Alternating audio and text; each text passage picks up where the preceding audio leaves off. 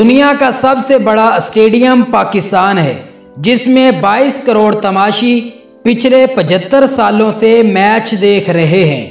جہالت کا دوسرا نام نون لیگ ہے، جہاں بڑے سے بڑا جہل موجود ہے، جو اپنے کرپٹ لیڈروں کی وکالت کرتے نظر آتے ہیں۔ استعفیٰ دے کر الیکشن لڑنے والا اور ضمانت لے کر جیل بھرنے والا لیڈر نہیں، مینٹل ہوتا ہے۔ دنیا بھر کے ذخیرہ اندوز جہنم میں جائیں گے، لیکن پاکستانی ذخیرہ اندوز اگلے مہینے عمرے پر جائیں گے۔ زمانہ جہالیت میں جو بھی نیا آرمی چیف آتا تھا، ہم کہتے تھے اس سے انڈیا بہت ڈرتا ہے۔ جرنیلوں کی امریکی غلامی اور ڈالروں کی محبت فوج کو بدنام کر رہی ہے۔ ہم کشمیر کا روگ الاپتے رہیں گے، کیونکہ یہ ہمارے مولویوں اور جرنیلوں کی روزی روٹی ہے، اور دنیا ترقی کا سفر تیز سے تیز تر کرتی رہے گی۔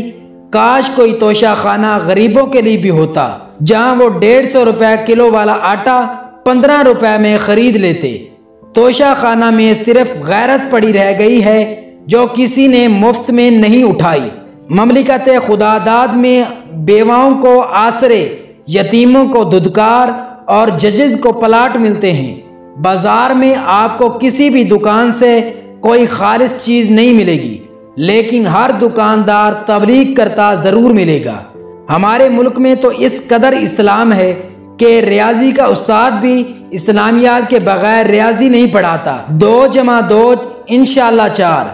انسان میں نفرت، کینہ، حسد، جلن جیسی چیزیں فطری نہیں ہیں کہ یہ سب معاشرے میں دولت کی غیر منصفانہ تقسیم کی وجہ سے پیدا ہوتی ہیں۔